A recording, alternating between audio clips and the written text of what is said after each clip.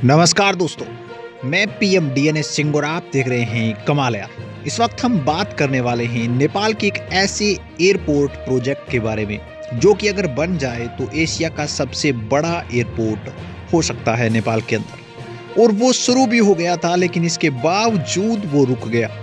और अभी यहाँ पे दोबारा से सरकार ने उसके ऊपर काम करने के लिए एक मीटिंग बिठाई है और जल्द उस पर काम करने की बातचीत भी की जा रही है। दोस्तों, अगर ये काम शुरू हो जाता है तो ये लगभग यहाँ पे ऐसा सोच के चल सकते हैं कि 5-6 साल का प्रोजेक्ट लंबा चलने वाला है। लेकिन जैसे ही ये बनेगा तो एक बहुत विशाल काय एयरपोर्ट का निर्माण होगा, जो कि नेपाल एकमात्र होगा एशिया का देश जिसमें इतना बड़ा एयरपोर्ट बनने वाला है। कौन सा ये एयरपोर्ट है, किन कारणों से ये बंद हो गया और अब दोबारा से क्यों इसे नेपाल लॉन्च करना चाहता है, इन सभी प्रश्नों के जवाब इस वीडियो के अंदर हम आपको देंगे। तो वीडियो के अंत तक बने रहिए और अगर आप चैनल पे नए हो तो चैनल को सब्सक्राइब करके बेल आइकन दबा लीजिए ताकि आपको अगला अपडेट भी सबसे पहले मिल सके। तो चलिए वीडियो शुरू करते हैं।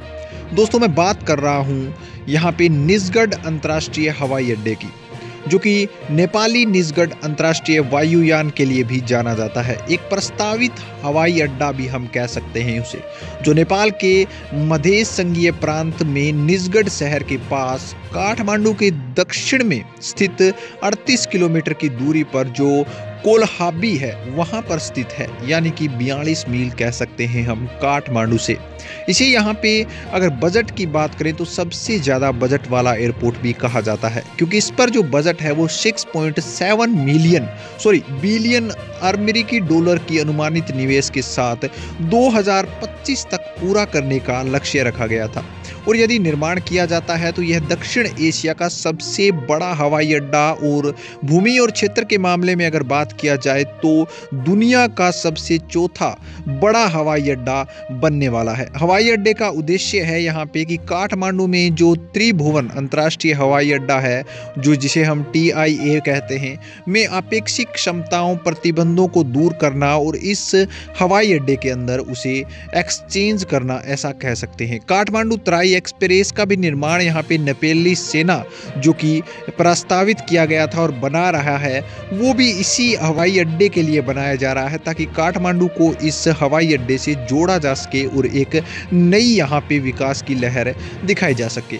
लेकिन ये हवाई अड्डा बंद हो गया। इसका बड़ा रीज़न ये था कि पाकिस्तान में पाकिस्तानी एक एयरक्राफ्ट क्रैश हो गया, जो कि जिसके अंदर 113 से लेकर 115 तक यहाँ पे जीवन बताए जा रहे थे, जो कि दुर्घटना में कोई जान खो बैठे, कई ऐसे भी थे जो यहाँ पे अपाहिज हो गए, जिसकी वजह से इसे बताया जा रहा है कि जो निजगढ़ का यहाँ पे जो एरिया सेलेक्ट किया गया है वो सही नहीं है। यानी कि इस एरिया के अंदर तूफान या फिर हम कह सकते हैं ज़्यादा शीतलहर, इस प्रकार की कंडीशन बनी रहती है, जिसके कारण इसको सेफ लैंडिंग में काफ़ी ज़्यादा दिक्कत आती है। इस वजह से भी ये कंट्रोवर्शियल है कि इसे नहीं बनाया जाए और नेपाल की सरकार ने भी इसे इसी कारणों से बंद कर दिया, क्योंकि जो विकास बैंक है उन्होंने भी इस पर प्रतिबंध लगा दिया था। उसके बाद यहाँ पे निजगढ़ का जो ये हवाई अड्डा है वो कोर्ट में चला गया, लेकिन कोर्ट का अभी तक कोई फैसला नहीं आया। लेकिन नेपाल सरकार ने अभी यहाँ पे दोबारा से इस पर रिपोर्ट जाहिर की है कि हम इसे बनाना शुरू करेंगे, क्योंकि ये जो हवाई अड्डा है उसमें कुछ हद तक काम कर दिया गया था, यानी कि मिलियंस ऑफ रुपीज़ नेपाल ने इस पर इन्वेस्ट कर दिए थे और वो इन्वेस्ट अब वेस्ट के तौर पर देखने को मिल रहा है नेपाल के लिए। इसका बड़ा कारण ये भी बताया जा रहा है, क्योंकि अगर ये हवाई अड्डा नहीं बनता है तो यहाँ पे कोई काम की बात नहीं रह जाएगी, जितना यहाँ पे वर्क हुआ है वो, और सब कुछ वेस्ट चला जाएगा, जो कि नेपाल बिल्कुल नहीं चाहेगा। इसलिए यहाँ पे नेपाल ने एक बहुत बड़ी यहाँ पे परियोजना के अकॉर्डिंग कहा है कि हमारे फेवर में जाएगा ये फैसला जो कि कोर्ट में गया है निजगढ़ हवाई अड्डे के लिए, लेकिन हमें उससे पहले ही तैयारी करनी पड़ेगी।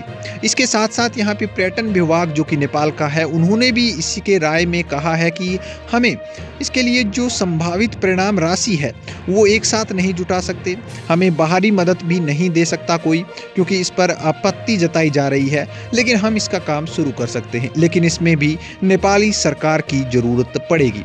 नेपाली सरकार अगर चाहे तो बजट के मामले में वो यहाँ पे थोड़ा थोड़ा करके इसमें लगा सकते हैं। प्रत्येक साल अगर हम $6 अरब लगाएं, इसमें इन्वेस्ट करें, तो हम कह सकते हैं कि ये जो हवाई अड्डा है वो आने वाले 5 या 6 साल के अंदर अंदर बनकर तैयार हो सकता है, जो कि हमारा पहले जो इन्वेस्ट किया गया है वो भी काम में आ जाएगा और एक सबसे बड़ा हवाई अड्डा भी बन जाएगा, जिससे कि नेपाल को काफ़ी ज़्यादा यहाँ पे प्रॉफिट होने वाला है। लेकिन सितंबर 2019 में सरकार द्वारा हवाई अड्डे के निर्माण के लिए संभावित जो बोलीदाताओं को आमंत्रित किया गया था, उसमें केवल और केवल स्विट्जरलैंड स्थित जो जुखिरिया एयरपोर्ट इंटरनेशनल एकमात्र ऐसा शॉर्टकट था जो कि इसका उम्मीदवार था, और उसने निर्माण और संचालन के लिए आधिकारिक आवश्यकताओं को पूरा करने के लिए जो अनुमानित राशि है उसे तय करने के लिए भी यहाँ पे आए थे। लेकिन इससे पहले की जो ज्यूलरीस एयरपोर्ट इंटरनेशनल की अपनी निवेश योजना या फिर प्रस्ताव के लिए अनुरोध भेजकर परियोजना को स्वीकार किया गया था, कोविड-19 ने दुनिया में मंदी को धकेल दिया और ये चीज़ भी नेपाल को काफ़ी ज़्यादा सता रही है। अब नेपाल सरकार चाहकर भी इतना जल्दी ये फैसला नहीं ले सकती कि प्रत्येक साल वो पर्यटन को, जो पर्यटन विभाग है उसको इतना रुपया दे और उसके ऊपर यहाँ पे निजगढ़ एयरपोर्ट के ऊपर काम कर सके। लेकिन इसके साथ साथ एक बहुत बड़ी प्रॉब्लम ये भी क्रिएट होती है कि अगर इस एयरपोर्ट को नहीं बनाया गया तो नेपाल को दो नुकसान होंगे। एक सबसे बड़ा नुकसान ये कि पर्यटन की दृष्टि से जो लाभ होने वाला था वो नहीं होगा, यानी कि उसके लिए कोई अदर यहाँ पे साइड वे निकालना पड़ेगा। और दूसरा नुकसान ये भी कि जितना यहाँ पे खर्च किया गया है उसका कोई यहाँ पे भरपाई नहीं कर पाएगा। जितना यहाँ पे इस एयरपोर्ट के अंदर निर्माण कार्य हुआ है उसका कोई मतलब नहीं रह जाएगा। तो नेपाल अब क्या करे? तो यहाँ पे ऑप्शन यही बचता है कि नेपाल किसी न किसी तरह से इसका जो प्रोजेक्ट है उसको कंप्लीट करने पर ही ध्यान दे। यानी कि हम कह सकते हैं कि जो यहाँ पे बजट जारी होता है उसमें निजगढ़ को भी शामिल किया जाए, इस निजगढ़ एयरपोर्ट के जो विकास कार्य हैं उनको भी शामिल किया जाए और कुछ न कुछ बजट यहाँ पे दिया जाए ताकि जो वर्क है वो कंटिन्यूसली चलता रहे। और पर्यटन विभाग का ये भी कहना है कि अगर वर्क चलता रहता है तो कभी न कभी पूरा भी जरूर होगा। और हमें भी यही चाहिए कि जो निजगढ़ एयरपोर्ट है वो धीरे धीरे ही सही, या फिर हम ऐसे कह सकते हैं कि जहां 5 साल लगने हैं वहां पे 7 साल लग जाएं तो भी कोई दिक्कत नहीं है। लेकिन अगर ये एयरपोर्ट कंप्लीट होता है तो कहीं ना कहीं बढ़िया बात होती है। लेकिन अगर हम शुरुआत ही नहीं करेंगे इस चीज़ की तो ये जो चीज़ें हैं वो हमारे लिए ही कल को बेहतर से बदतर बनती हुई नजर आती हुई दिखाई देंगी। दोस्तों, यहाँ पे नेपाल सरकार और पर्यटन विभाग दोनों का फैसला बहुत अहम है और वहीं पे नेपाल सरकार ने भी इसमें सहमति जताई है। तो हम भी आशा करते हैं कि जल्द ही इसका काम दोबारा से शुरू होगा और नेपाल वह देश बन जाएगा जो कि दक्षिण एशिया में सबसे बड़ा हवाई अड्डा रखता है और दुनिया का अगर बात करें तो क्षेत्रफल की दृष्टि से चौथा सबसे हवाई अड्डा रखने वाला देश हो जाएगा। दोस्तों, आपकी क्या राय है इसके बारे में? अपने विचार कमेंट सेक्शन में जरूर लिखिए। चलिए आज के लिए इतना रखते हैं, आगे कोई नया अपडेट मिलता है तो फिर आपके सामने हाजिर होंगे। तो वीडियो को लाइक कीजिए, शेयर कीजिए और अगर आप चैनल पर नए हों तो चैनल को सब्सक्राइब करके बेल आइकन दबा लीजिए ताकि आपको कल अपडेट भी सबसे पहले मिल सके।